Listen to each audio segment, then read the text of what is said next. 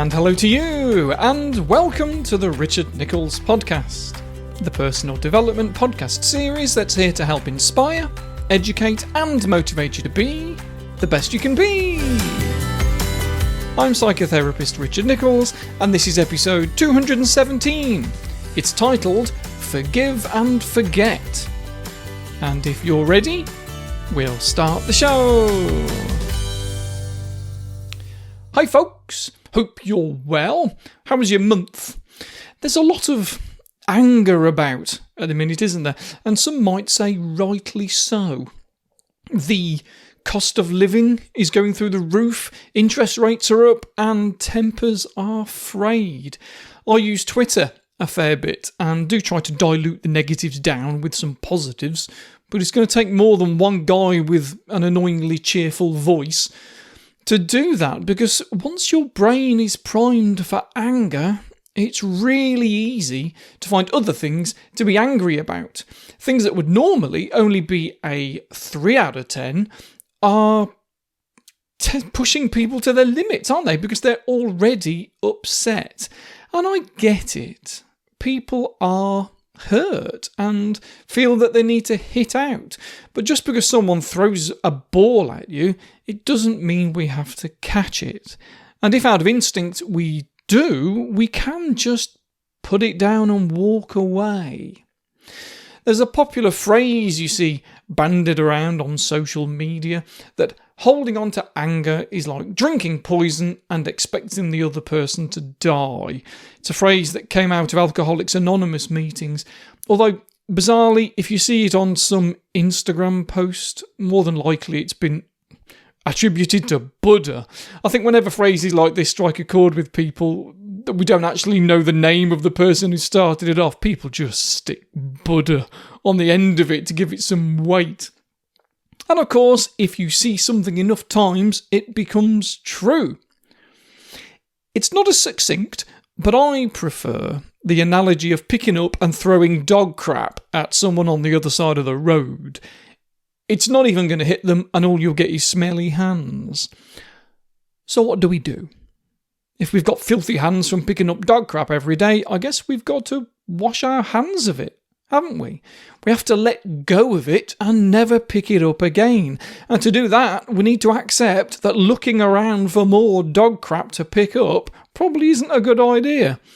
But in that acceptance, we're not saying that what someone did was acceptable. We're not letting them off the hook. Forgiveness isn't saying that it's okay to be mistreated or even that you excuse them. It's that you can accept what happened and move on from it. That same old phrase that long-time listeners will have heard me say so many times, it is what it is. The dictionary defines to forgive as this: Verb, to stop feeling angry or resentful towards someone for an offence, flaw or mistake. And the pedant in me says, well, if that's what to forgive means, then, well, does that mean we've got to forgive everyone for everything? Do we forgive Hitler, Harold Shipman, even that guard from the Shawshank Redemption? But language evolves, doesn't it? And maybe to you, forgive and forget doesn't mean letting go of something so as to feel better. It means forgive the abuser and forget the victim. And it shouldn't. How often do we say what goes around comes around, or you get what you give? Well, how about you forget what you forgive? How about we forgive and forget, meaning you no longer give a crap and you get clean hands? Forgiveness means that you can live in the present rather than be stuck in the past. And it's a big part of life. Remember, we all have our own world, our own reality, that phenomenological individuality that I've spoken about before, that everyone's individual experiences are going to be unique to them, that no one sees the world quite like you do. No one feels exactly the same way as you do. And that's the same for everyone else as well. Your world is not their world. Their thinking is not you're thinking. The reasons for saying what they said and doing what they did are all unique to them, and maybe even not fully understood by them either. So please don't try to understand them yourself, because our lack of understanding can so easily create miscommunication, which immediately can lead on to anger and resentment, and before you know it, you're drinking poison and expecting somebody else to die, or worse, expecting to die yourself, but with a "that'll show them" mentality. However you want to define forgiveness, whether it's about getting a better perspective over something that happened, giving up a sense of entitlement to revenge, or no longer expecting an apology, I think it will always have one particular component, and that is the origin of the word. To stop feeling angry or resentful. Because to me, that is what forgive and forget means. Bizarrely, research has shown that staying angry, staying vengeful, actually has quite a detrimental effect even on our physical health, let alone our mental health. It doesn't just worsen anxiety and depression, but lowers white blood cell count and cytotoxic T cell count that help fight disease. People who can forgive and forget, they sleep better. They had better cardiovascular health. They reported greater life satisfaction. And obviously in relationships where someone has had an affair, there are greater levels of forgiveness that increases relationship satisfaction, obviously. And in doing that, it also creates a stronger parenting alliance. So even children's perceptions of parenting get influenced. Children of parents who don't resent each other will have healthier attachment styles themselves and will have higher self-esteem and less insecurity. So everyone's a winner, you'd think, because holding on to those emotions ends up costing more than it buys you.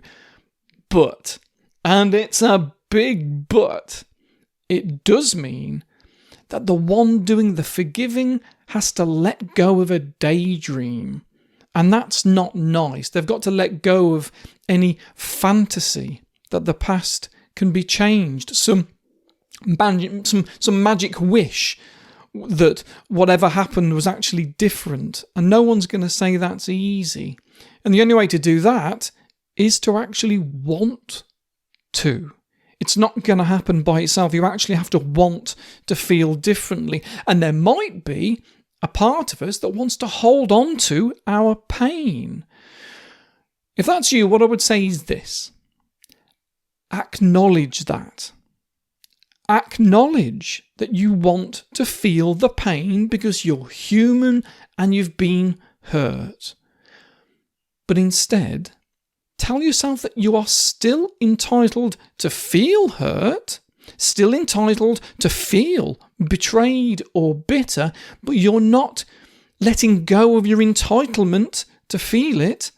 You're actually letting go of feeling it, not the entitlement, but you're letting go of actually feeling it. And if you want to, you can pull it back anytime you want to, should you ever want to. But you might find you don't want to because it hurts. But it becomes a choice. Let that process take as long as it needs to take. Forgiveness isn't instinct, because leaving the past in the past and living in the present takes time. But like I often say, we can only overcome that which we first acknowledge. And when you do that, you can then give yourself permission to let time heal all wounds, as the old phrase goes. Research shows, though, that although there is a correlation with time and forgiveness, there was an academic paper published in 2010 in the journal Emotion from the APA, the American Psychological Association, popular journal. And yeah, it did show that time heals, and it put a formula to it. What they also found is that a major component was what's called the valuable relationships hypothesis. If the person who did you wrong has a place in your life, it was much easier to forgive than if the other person was actually completely irrelevant. If their relationship to you means nothing, then holding on to hate and resentment is easier, it seems. And if you value them being in your life, forgiveness becomes easier, which is a bit balmy, really, because if someone has no value in your life anymore, then you'd think it would be easier to move them out of your head. But it isn't. More than likely, it's just that wanting someone in your life helps with the forgiveness process. So if you do value someone, then maybe you need to remind yourself of that. It's important to recognise who's in control of your life, though, to check out your what we call locus of control. As you probably know, if you've been listening to me for any great length of time, having an external locus of control is generally seen as problematic. It's important to feel in control of everything that you can control, but it's also important to be able to accept the things that you can't. Problems occur, though, when we get so used to having no autonomy that we don't actually see when we do, in fact, have a choice.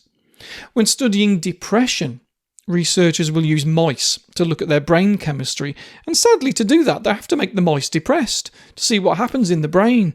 And one particularly good method, if you want to describe it as good, is to create what we call learned helplessness, where the mice are totally unpredictably given electric shocks. Eventually the mice learn that they can't escape and they become listless and they exhibit depressed behaviours. Interestingly, you can give the mice a choice at that point whether to either avoid a shock or get cheese instead. But by then they've already learned that they have no control over whether they get shocks or not, so they just lie there and take the electric shocks. That's learned helplessness. And as humans, we're certainly not immune to it. That's what our locus of control is. Somebody with a very external locus of control tends to believe that their own actions don't matter a great deal, because even rewards in life are generally outside of their control, and bad things are going to happen anyway. These folks are less likely to apply for a promotion because they feel that the successful candidate has probably already been chosen anyway. And frustratingly, they're less likely to vote in an election because they feel that their vote wouldn't count, which is the last thing we need right now. Whereas those with a more internal locus of control who don't think that luck, chance, or other people plays a particularly noticeable part in determining what happens in their life, they're generally happier because they're less likely to see themselves as a victim, more likely to learn from mistakes and let go of their frustrations. They're more self-assured, they're more confident. Now, what comes first, the chicken or the egg? It's difficult to know which way the direction of causality goes there. Is it that confident people feel more in control, or being in control gives people more confidence? I think it probably works both ways, to be honest. Yes, feeling as if you're coerced into everything and taken advantage of can make it feel that you have little or no influence over where your life is going. And that's definitely going to lower your self-esteem and confidence. But if your confidence is low in the first place, that can have a bearing on whether you trust your own decisions and mean you end up feeling that you need to take other people's advice all the time, and maybe even expect to be told what to do and end up being taken advantage of, which makes things even worse because it makes you feel more helpless. So, I would suggest looking at the concept of your locus of control. Someone else's apology, you see, is 100% in their hands, their control, not ours. And to not allow peace of mind until someone else does something is definitely handing over control, just like drinking poison and expecting the other one to die, or putting the dog crap you picked up in your pocket ready to rub their face in it the next time the situation arises, yet it never does, and you spend your whole life walking around with dog crap in your pocket, adding to it every time you see a fresh one under a bush. I've exhausted that analogy now, and I'm not going to mention it again because it's even grossing me out. Like I so often say, understanding these things can lead to change. Often, there are no tools and techniques for doing stuff, for psychological change. Sometimes, just being aware that the process exists and that we are capable of change is all it takes to begin seeing alternative ways of thinking and feeling. One thing to add here is that people who don't apologise for stuff are often acting that way out of fear. Fear of being seen as weak, usually. It makes them vulnerable. It's not easy, but try and feel compassion for somebody that does that because of that. If someone's not emotionally strong enough to deal with that, then that's a real shame.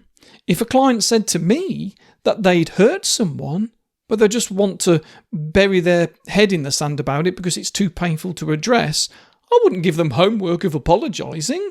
Maybe we'd talk about it further down the line, but I'd certainly be able to see it from their perspective much easier because it wouldn't have been me that was hurt. Look at it like this.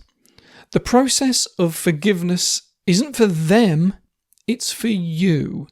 You can forgive someone not because they apologised or they felt guilty, not because even that they deserve forgiveness, but because you deserve peace of mind.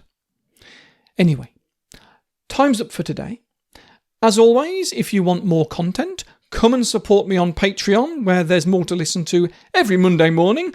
I mean, I'll forgive you if you don't, obviously. Times are hard at the minute, although it might save you money in the long run, as you might not need as many therapy appointments, potentially.